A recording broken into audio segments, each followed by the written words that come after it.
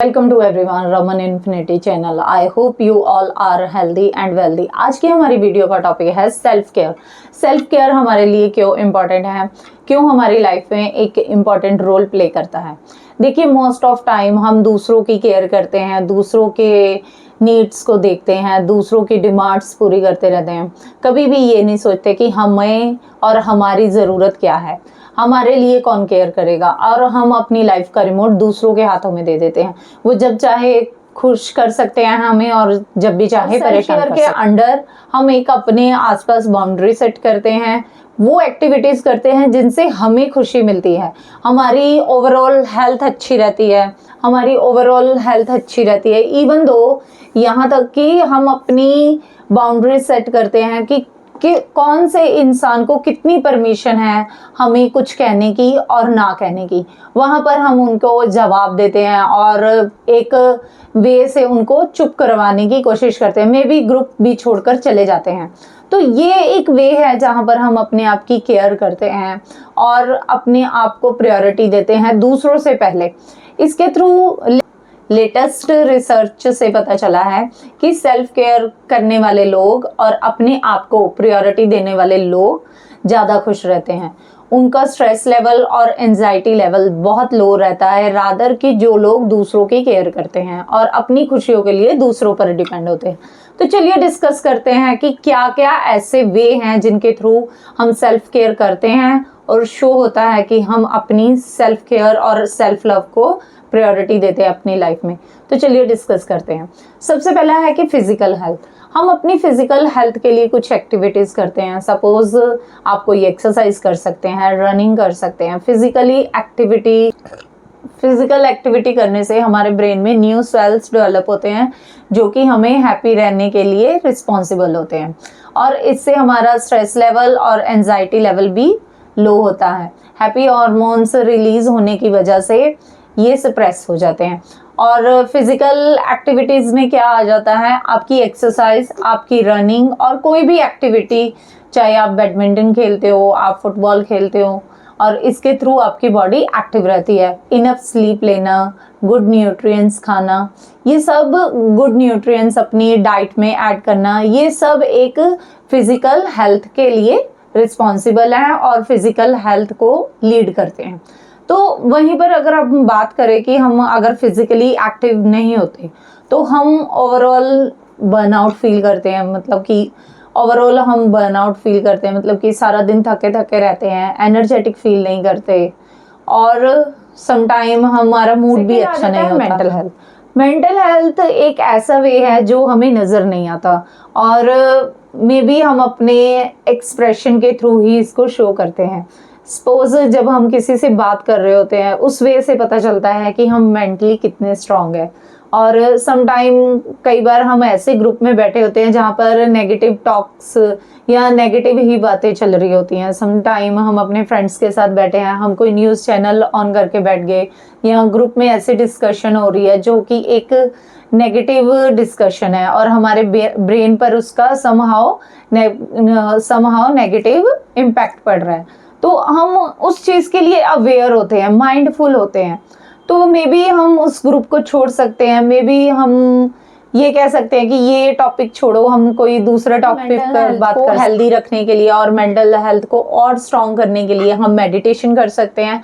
हमें जब भी अपनी किसी सिचुएशन में हेल्प चाहिए होती है तो हम किसी को हेल्प के लिए बुला सकते हैं। सपोज किसी को बोल सकते हैं मुझे ऐसा फील हो रहा है, तो वो हमसे बातें करके या फिर हमारी प्रॉब्लम को सॉर्ट आउट कर सकता है, हमें एक डायरेक्शन दिखा सकता है जहाँ पर हमें वे मिल जाता है कि हाँ ये काम या इस वे से ये काम को करने के लिए हेल्पफुल होगा। सेकंड, हम ये कर सकते हैं माइंडफुल रहना। माइंडफुल रहना किसी भी काम को करने के लिए एक बार सेकंड थॉट को सोचना या विचारना कि हाँ ये काम इस वे से और इस वे से भी हो सकता है। माइंडफुल रहना, किसी भी चीज़ का डिसीजन लेने से पहले एक बार किसी भी चीज़ का डिसीजन लेने से पहले एक बार और सोचना। दूसरा, आप मेडिटेशन, जैसा कि मैंने बताया कि वो कर सकते हैं। जब भी आप सपोज आप कभी ऑफिस से आते हैं या फिर स्कूल से कहीं से भी आते हैं, आपका एक पर्टिकुलर एरिया होगा बैठने के लिए।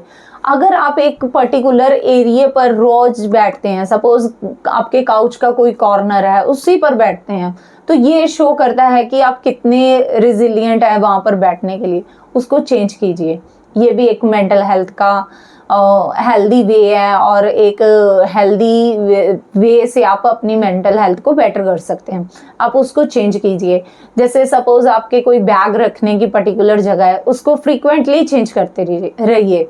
इससे क्या होता है कि आपके ब्रेन भी एक्टिव होता है और साथ साथ वो ऑटो पायलट मोड पर नहीं जाता, एक नए वे से काम करता है, तो अवेयरनेस बनी रहती है। ओवरऑल कहने का मतलब हेल्थ, जैसे कि हम सोशल हेल्थ में आज के टाइम में सबसे ज्यादा प्रायोरिटी दी जाती है हमारे सोशल मीडिया को, और लाइक कितनी सारी ऐसी एप्स हैं जहाँ पर हम इंटरेक्ट करते हैं दूसरों लोगों के साथ। यहाँ पर उसका मीनिंग ये नहीं है। सोशल हेल्थ मतलब कि आप अपने फ्रेंड्स के साथ टाइम बिताते हैं, अपने कलीग्स के साथ टाइम बिताते हैं, अपनी फैमिली के साथ टाइम बिताते हैं। इनसे ये होता है कि हम तरह तरह की बातें करते हैं। कई बार हमें जो बात नहीं अच्छी लगती वो भी हम सुनते हैं, वहां पर हम रिएक्ट कैसा करते हैं, ये बात मोस्ट इम्पोर्टेंट है।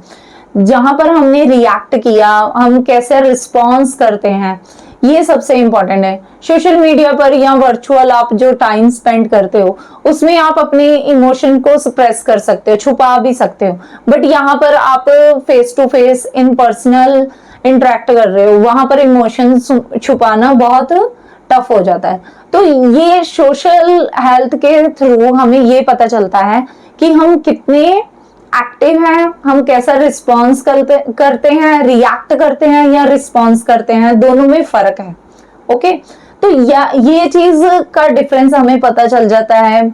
हम अपने फ्रेंड्स के साथ कितना एंगेज रहते हैं, कैसा आंसर करते हैं हम अपने, जब हमें किसी ने कुछ नेगेटिव बोला तो हमारा रिस्पॉन्स क्या है।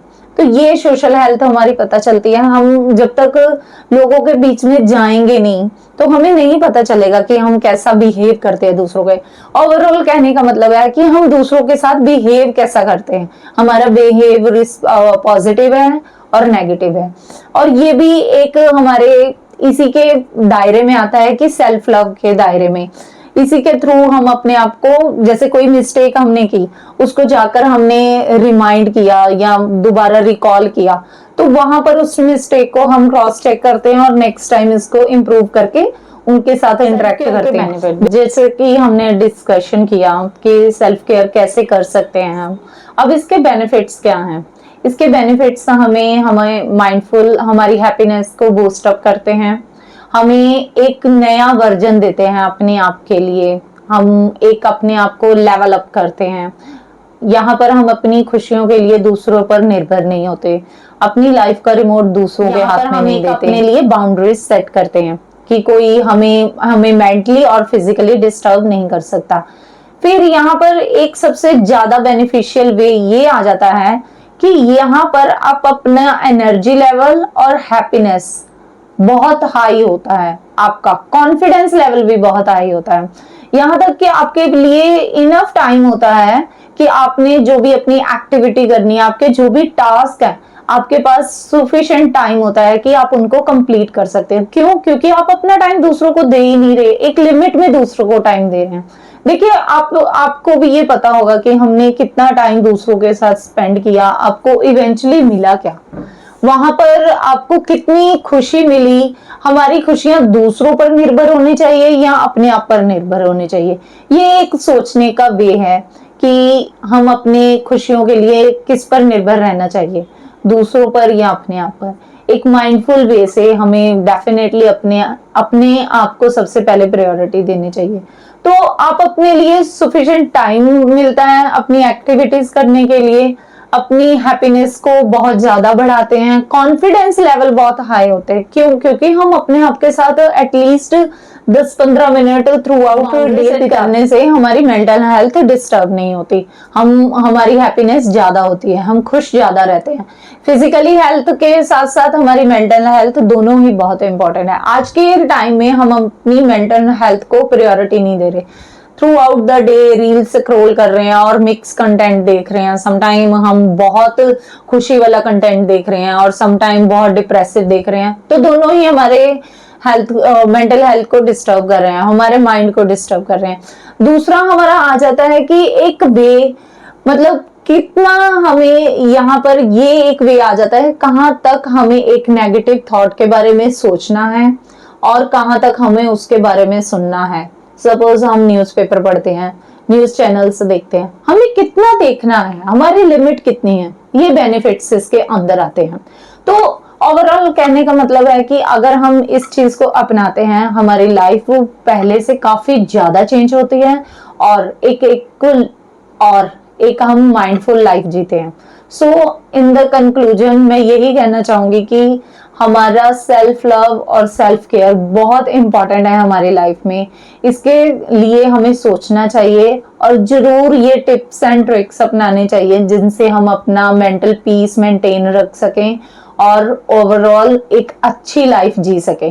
देखिए, अगर हम खुश होते हैं तो हम दूसरों को खुशी दे सकते हैं। अगर हम खुद ही खाली हो जाएंगे, दूसरों को खुश करते करते इवेंचुअली खाली हो जाएंगे ना, कितना खुश कर लेंगे। जब तक हम अपने आप में ही खुशियां नहीं भरेंगे, खुशियां कैसे भरेंगे? जैसा कि जो कि एक्टिविटीज हैं, अपने आप को प्रायोरिटी देना, अपने आप के लिए सबसे पहले सोचना। सेल्फिश नहीं होते हम जब हम अपने आप के लिए सोचते हैं, सेल्फिश नहीं होते। यहाँ पर हम अपनी हेल्थ को मेंटेन कर रहे हैं, हम खुश होंगे, हमारे आसपास के लोगों को भी हम खुश कर सकते हैं। तो ये सेल्फिश होने का वे नहीं होता।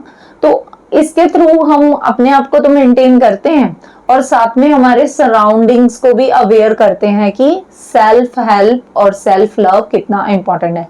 आई होप ये वीडियो आपके लिए यूजफुल होगी और अगर आपके लिए ये वीडियो फ्रूटफुल है तो please like share and subscribe this channel और शेयर कीजिए उन लोगों के साथ जो हमेशा दूसरों को हंसाते रहते हैं और अपने लिए केयर नहीं करते। एंड में मैं आपको एक टिप बताना चाहूंगी कि कभी आपने नोटिस किया है कि कुछ लोग हमेशा दूसरों को हंसाते रहते हैं और इवेंचुअली वो लोग खुद अंदर से बहुत डिप्रेसिव होते हैं। ये सच है, साइकोलॉजिकल फैक्ट है। जो लोग हमेशा दूसरों को हंसाते रहते हैं वो खुद डिप्रेसिव पर्सनैलिटी होते हैं, वो खुद बहुत परेशान होते हैं। सो जरा गौर कीजिए इस बात पर और बताइए कि ऐसे लोग कितने हैं आपके आसपास। शेयर कीजिए।